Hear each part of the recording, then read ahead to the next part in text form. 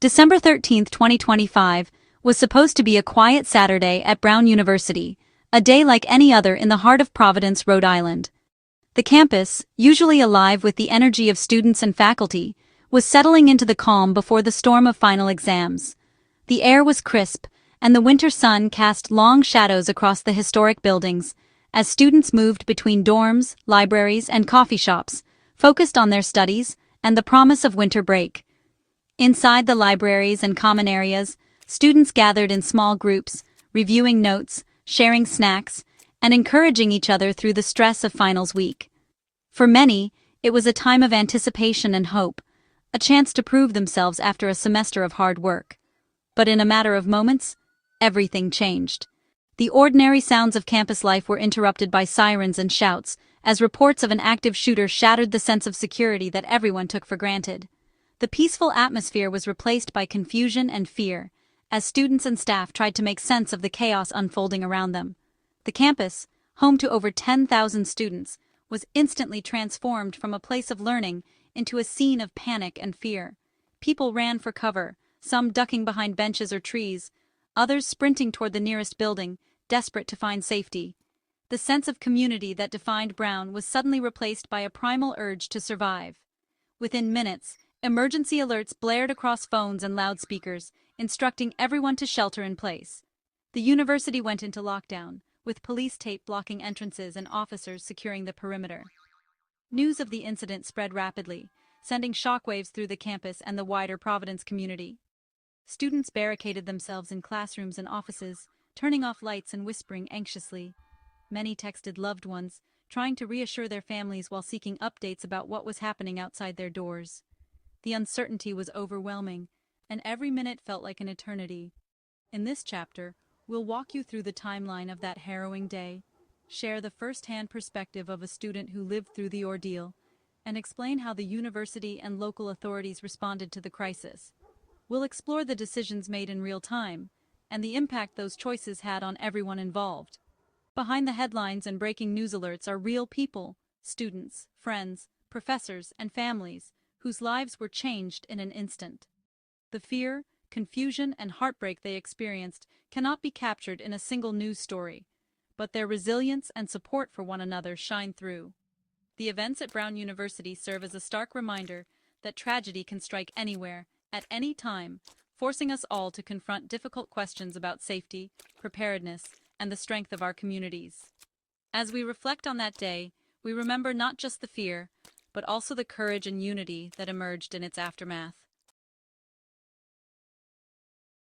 To understand the fear at Brown, we need to define an active shooter incident. It's when someone is actively trying to kill people in a populated area, usually with firearms, and the threat is ongoing. These events are unpredictable, fast-moving, and often over within minutes. The shooter's location can change rapidly, making it hard for law enforcement and even harder for people to find safety. That's why emergency protocols exist, to save lives in those critical first moments. The psychological trauma is immense, shattering any sense of security. For Brown students, the campus they trusted became a place of terror in seconds. The nightmare began around 4:10 p.m., as the campus was winding down from a typical day of classes and activities. Students were heading to study groups, professors were wrapping up office hours, and the air was filled with the usual chatter and footsteps echoing through the historic walkways. But in a single shattering moment, everything changed. Suddenly, gunshots rang out near the Engineering Research Center, piercing the calm and sending shockwaves through the university community. The sound was unmistakable. Panic and confusion erupted as people scrambled for cover, unsure of where the danger was coming from or how many were at risk. Within minutes, Brown's emergency alert system blared to life, warning everyone of an active shooter near Bruce and Holley. Phones buzzed and rang across campus as students and staff received the chilling notification. The message was clear: seek shelter immediately, avoid the area, and wait for further instructions. At 4:50 p.m., a message brought a glimmer of hope. Reports claimed a suspect was in custody. For a brief moment, relief washed over the campus. People dared to believe the worst might be over, and some even began to emerge from their hiding places. But that hope was quickly shattered at 5:10 p.m., when the alert was corrected. No one had been caught. The realization that the threat was still at large sent a fresh wave of fear and uncertainty through the university. Students and staff retreated back into locked rooms, hearts pounding, as rumors and speculation spread. A campus-wide shelter-in-place order followed immediately. Doors were locked, lights were dimmed, and classrooms became makeshift sanctuaries. Friends texted each other from across campus, checking in and sharing updates, while faculty tried to keep everyone calm. At 5:27 p.m., the situation escalated. More shots were reported near Governor Street, expanding the danger zone and drawing in even more emergency responders. The perimeter grew, and the sense of safety shrank. By 5:33 p.m., police confirmed multiple victims, officially marking the event as a mass casualty incident.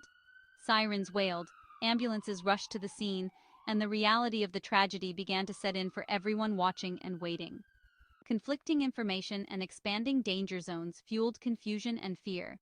Social media was flooded with rumors, and official updates struggled to keep pace with the rapidly changing situation. No one knew exactly what was happening or when it would end. For those hiding, every new alert brought fresh anxiety. Each vibration or chime from a phone could mean new danger or a glimmer of hope. The minutes dragged on, each one feeling longer than the last. The chaos between 4:10 and 5:33 p.m. felt endless, with safety nowhere in sight. The familiar campus was transformed into a landscape of fear and uncertainty, as the community waited for answers. The only certainty was that a deadly threat was still at large, and the terrifying afternoon was far from over. For students, the active shooter alert turned dorms and classrooms into prisons of fear. What was once a place of learning and laughter suddenly became a landscape of uncertainty, where every shadow seemed to hold a threat. The familiar walls that usually offered comfort now felt like barriers, trapping students inside with their anxiety. Imagine studying for finals, your mind focused on textbooks and notes, when your phone buzzes with a warning, "Shooter on campus." In an instant, the ordinary stress of exams is replaced by a primal fear. The world outside your window is suddenly unknown, and the only thing that matters is staying safe. Instantly, survival becomes the only priority. Doors are locked, lights off, everyone's silent. Students crouch under desks, huddle in corners, and whisper instructions to each other. The air is thick with tension, every breath measured, every movement cautious. The silence is deafening, broken only by the occasional buzz of a phone or the creak of a floorboard. Every sound outside is terrifying. Every message from friends or family is a lifeline. The faintest footsteps in the hallway send hearts racing. Students cling to their phones, desperate for updates, for reassurance, for any sign that the danger has passed. You text your parents, "I love you, I'm hiding, I'm safe for now." Each word is heavy with meaning, a way to reach out across the uncertainty. You wonder if it might be the last message you ever send, and you hope desperately that it isn't. Social media and group chats become both a source of information and panic. Rumors spread quickly, and every new post or message can either calm nerves or send them spiraling. Students share what little they know, trying to piece together the truth from fragments of information. Conflicting alerts, first a suspect in custody, then not, create a roller coaster of hope and dread. The uncertainty is almost as unbearable as the fear itself. No one knows when it will end or if it ever truly will. The sense of safety is shattered. Your dorm room feels like a trap. The place you once called home now feels foreign and unsafe. You stare out the window, searching for answers in the darkness, wishing for the nightmare to be over. For hours, students endured this psychological ordeal, exhausted by fear. Time seems to stretch endlessly, each minute heavier than the last. The exhaustion is not just physical, but emotional. A deep, aching fatigue that settles in your bones. The lockdown left everyone feeling vulnerable and isolated. Even when surrounded by others, the sense of loneliness is overwhelming. The shared experience creates a silent bond, but it cannot erase the feeling of being utterly alone in your fear.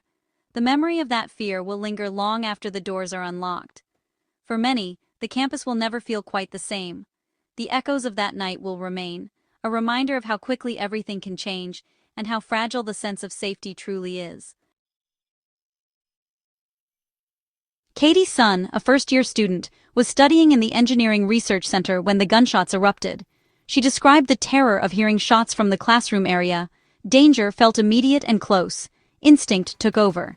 She ran, leaving behind her laptop, books, and notes. In moments like this, survival is all that matters. Katie made it to her dorm, shaken but safe. Her story puts a human face on the chaos. She wasn't just a statistic, but a student whose life changed in seconds. Her experience, hearing shots, fleeing, abandoning everything, was shared by many that day. Personal stories like Katie's reveal the true impact of such violence. As gunfire was confirmed, law enforcement from across Rhode Island flooded the campus. Heavily armed officers swept buildings, searching for the shooter, while ambulances treated the wounded. At least 20 victims were reported, and the sight of police helping the injured near the Sciences Library was heartbreaking. The campus was locked down, every building checked, every corner treated as a potential threat. Emergency alerts kept students informed, but confusion about the suspect's status added to the fear. The response was massive and coordinated, but the heavy police presence underscored the severity of the crisis.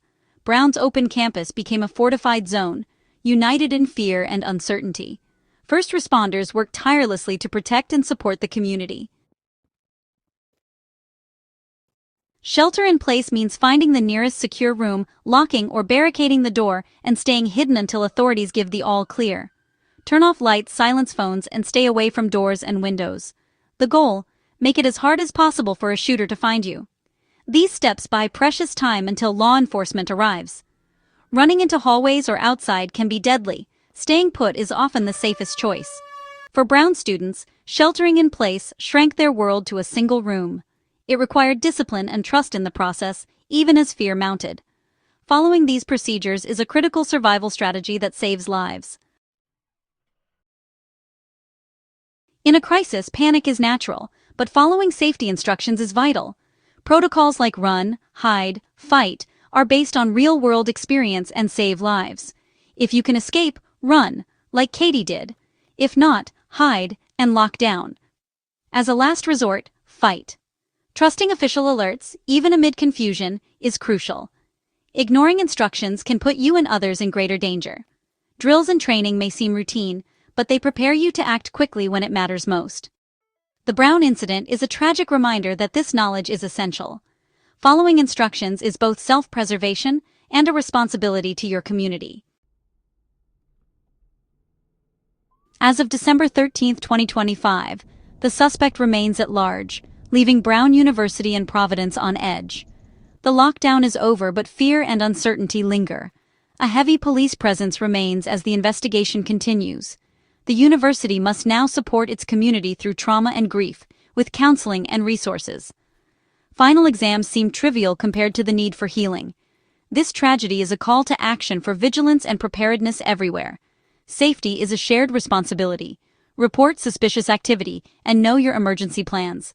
The story of Brown isn't over. The search for answers and healing continues. In the aftermath, the community must come together, support one another, and remain vigilant.